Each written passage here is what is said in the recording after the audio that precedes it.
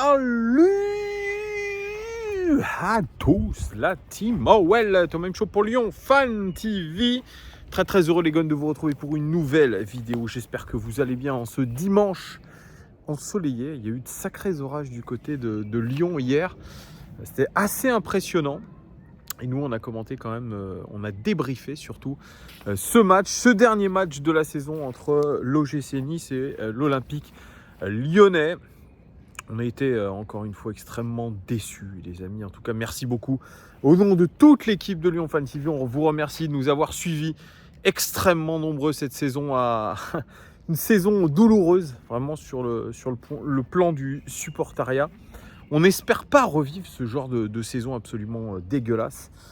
Mais voilà, c'est le lot de tout supporter de foot. Et nous, ça fait quand même un petit paquet de temps qu'on est obligé de se coltiner ce genre de saison absolument immonde.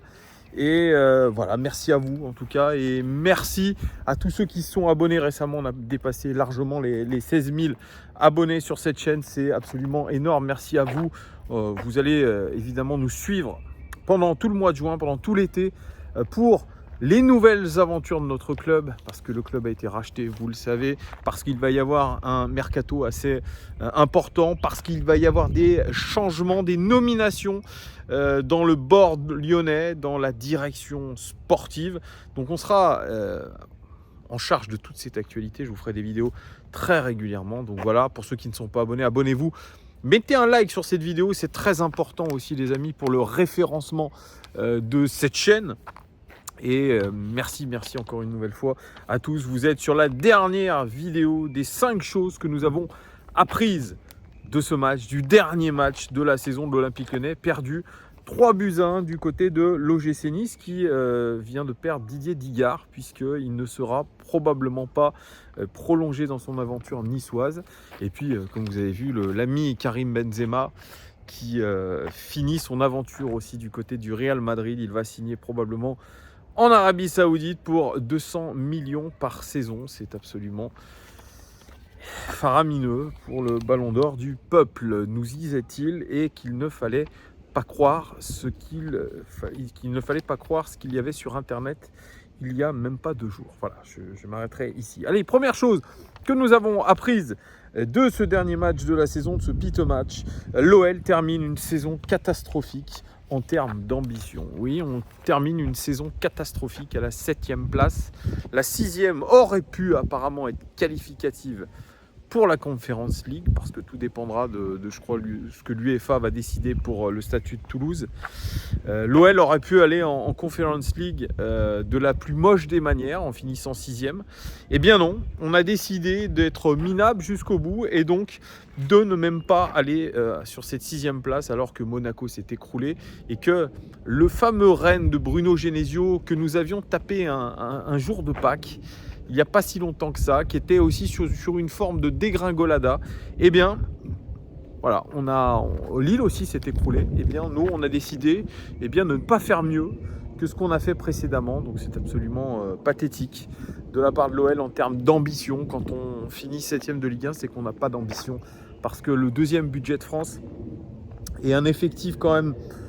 Allez, je sais que ça va faire grincer des dents. Un effectif quand même de qualité sur le papier ne doit pas avoir cette place à la fin de la saison. C'est absolument inadmissible. 2e saison sans Coupe d'Europe, 4e saison sans Ligue des Champions.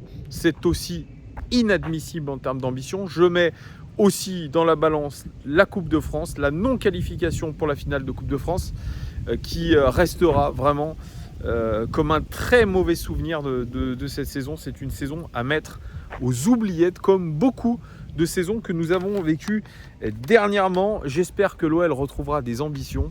Laurent Blanc, lui aussi, espère qu'il y aura des ambitions. Il n'en est pas sûr, puisque hier, après le match, il a donné une interview où il demande clairement aux journalistes de poser la question à John Textor sur les ambitions du club rhodanien. Voilà, c'est ambiance. 2e chose que nous avons apprise de ce match, c'est que Alexandre Lacazette a été anesthésié par son enjeu personnel. On avait dit avant ce match, en tout cas, il y avait eu en conférence de presse Ryan Cherki qui était passé, Franck Passif, qui était passé lui aussi en disant sur ce match-là, on va essayer de bien finir, on va essayer surtout de faire un tout pour Alex Lacazette pour qu'il batte Kylian Mbappé dans le sprint final pour ce titre de meilleur buteur de Ligue 1. Eh bien, il n'en sera rien puisque Alex Lacazette finit deuxième meilleur buteur du championnat de France derrière Kylian Mbappé. Et pourtant, il en a eu des occasions hier, il en a eu au moins 3 ou 4 et il a vendangé vraiment piteusement. Alors c'est un mot négatif, c'est vrai, mais ce Alex Lacazette qui était tout feu tout flamme depuis pas mal de journées de championnat dans une équipe qui, je le rappelle, était moribonde, lui a tiré son épingle du jeu, a été diablement efficace. Et puis hier, bizarrement, les occasions qu'il a eues, les dernières journées de championnat, il les aurait mises au fond. Je pense notamment à cette tête à bout portant sur une magnifique ouverture de Coco Tolisso. Ça, il l'aurait mise au fond il y a quelques temps. Il n'a pas réussi hier. Il a été comme anesthésié. On n'a pas senti mettre dans le body language le Alex Lacazette tueur devant le but, le Alex Lacazette agressif devant la cage. C'est surtout ça, agressif. L'agressivité, la détermination, il n'y a pas eu. Il y a eu beaucoup de choses brouillonnes de sa part. Alors bien sûr, Laurent Blanc dit on aurait pu faire un 3-3 contre cette équipe de Nice, je suis d'accord, mais il aurait fallu mettre ces occasions. Et malheureusement, Lacazette a raté ce dernier match. Ça lui aurait permis peut-être de recoller à Kylian Mbappé et peut-être de le battre aussi. Il y avait largement la place. Est-ce qu'il était déçu aussi de sa non-sélection en équipe de France? Il y a plein de choses. Enfin, c'est un petit peu décevant, mais la saison restera quand même magnifique pour Alex Lacazette. Qui nous a porté du début à la fin de ce championnat. Sans lui et sans Anthony Lopez, je pense qu'on est tous d'accord en tant que supporters, et c'est la vie générale, on aurait été bien plus loin au classement. Donc un grand merci au général Lacazette pour cette saison d'un point de vue perso qui a été absolument magnifique, voilà, qui aurait dû être couronné par une sélection en équipe de France et peut-être aussi une place en Coupe d'Europe si tous les autres avaient été à son niveau. Donc bravo au général Lacazette. Hier, c'est ce que disait un petit peu Giuliano, il faut... Alors, le match est absolument abominable dans sa globalité, mais on a eu quand même des occasions, c'est créé des occasions. On a été très vertical dans notre jeu, et ça, il faut le dire. On a été vertical dans notre jeu. On a, je dirais, lâché les chevaux offensivement. Et c'est peut-être la seule chose positive que nous ayons eu hier dans ce match, et notamment qu'en première mi-temps, parce que la seconde mi-temps, on s'est évidemment tous endormis comme Giuliano. Voilà, troisième chose que nous avons apprise de ce match, c'est que Boateng, triste fin, Jérôme Boateng, le rock allemand, l'expérimenté Jérôme Boateng qui est venu au Mercato estival 2021 avec la signature de Peter Bosz. Moi, je me disais que c'était une fabuleuse signature. Vous savez, j'étais en vacances à cette époque et on avait eu ça en dernière minute. On s'était dit waouh, l'OL, ça y est, ils ont des ambitions. Ils viennent de signer le grand Jérôme Boateng, défenseur du Bayern Munich, défenseur de la Mannschaft, multi-vainqueur de la Ligue des Champions, champion du monde aussi.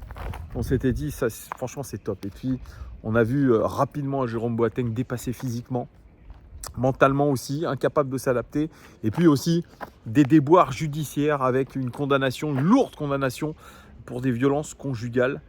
Il n'aurait d'ailleurs jamais dû rester à l'Olympique Lyonnais avec cette condamnation-là. Donc voilà, il a semblé, Jérôme Boateng, complètement dépassé par son contrat à Lyon. Alors est-ce que c'était... Il ne s'est pas adapté. Il y a eu beaucoup de choses qui sont arrivées dans sa vie sportive, extra-sportive. Il a notamment eu énormément de blessures, Jérôme Boateng. Blessures, est-ce que c'était des blessures psychologiques? Probablement en partie. Est-ce que c'était des blessures liées à son hygiène de vie? Probablement aussi.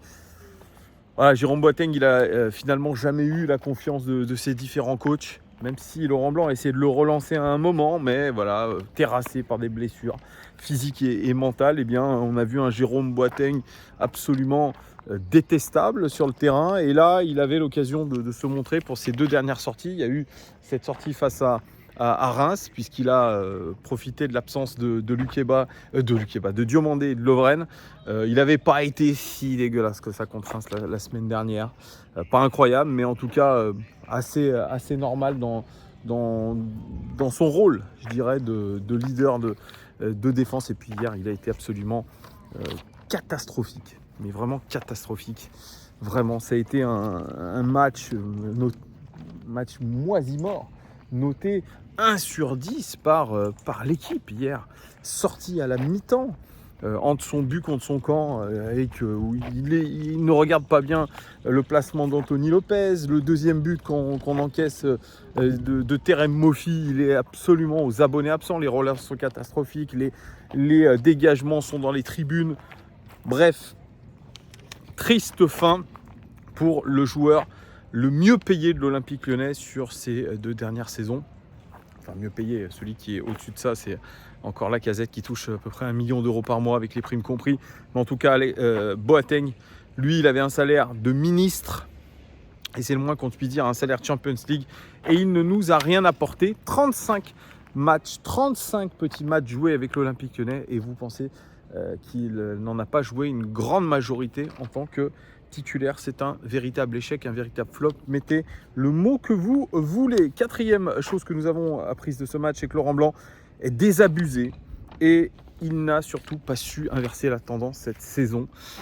Laurent Blanc, voilà, il fait des constats, très souvent les mêmes. Laurent Blanc, d'ailleurs, on l'a senti un petit peu malade. Il n'était pas à l'entraînement, pas là pour diriger l'entraînement avant-hier. Voilà, où il parle quand même de la jeunesse de son effectif, du fait qu'on ait changé beaucoup de choses à l'intersaison, qui a compliqué les choses, manque d'expérience. C'est toujours les mêmes excuses de la part de Laurent Blanc pour expliquer les défaites et les déconvenues du club. Alors il y a souvent cette stat qui revient en disant on est les meilleurs sur cette phase retour. Non, c'est faux, parce qu'avec la défaite contre Nice, eh bien, on laisse Lens être premier sur la phase retour. Donc nous ne sommes pas premiers au final sur la phase retour. Donc ça, c'est déjà, il faut le mettre de côté. Et puis, nous sommes 6e si on prend l'arrivée de Laurent Blanc jusqu'à la fin du championnat. Nous sommes 6e de ce championnat.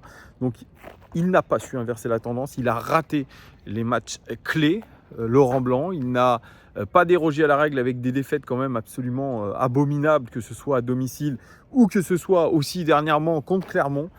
Ça, on ne l'oublie pas. Contre l'OGC Nice sur ce dernier match, et puis cette élimination ubuesque contre le FC Nantes, avec d'ailleurs des justifications de sa part qui étaient absolument lunaires, une sorte de détachement coupable d'ailleurs. Moi, je n'ai pas du tout apprécié cette conférence de presse d'après-match contre Nantes où, voilà, en gros, c'était normal. Non, il n'y avait rien de normal. Il y avait juste un énorme échec qu'il fallait assumer. Donc voilà, Laurent Blanc, il faudra faire vraiment le bilan.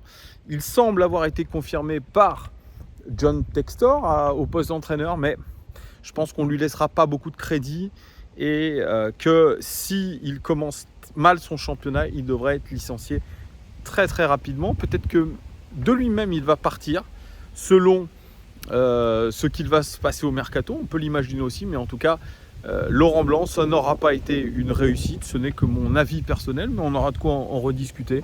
Il y a beaucoup de choses à redire. Cet échec, c'est l'échec de Peter Bosz, c'est l'échec aussi de Laurent Blanc cette saison, puisqu'il a eu du temps pour remettre en route l'effectif. Ça n'a pas été le cas. Donc il est en partie responsable parce qu'il est le manager de cette équipe. Donc voilà, je veux bien entendre tout et n'importe quoi sur Laurent Blanc, mais pour moi, c'est un échec et il devrait partir. C'est comme ça. On verra ce qu'il va en être. Et puis 5e et dernière chose que nous avons apprise de ce match, c'est que le chantier est immense.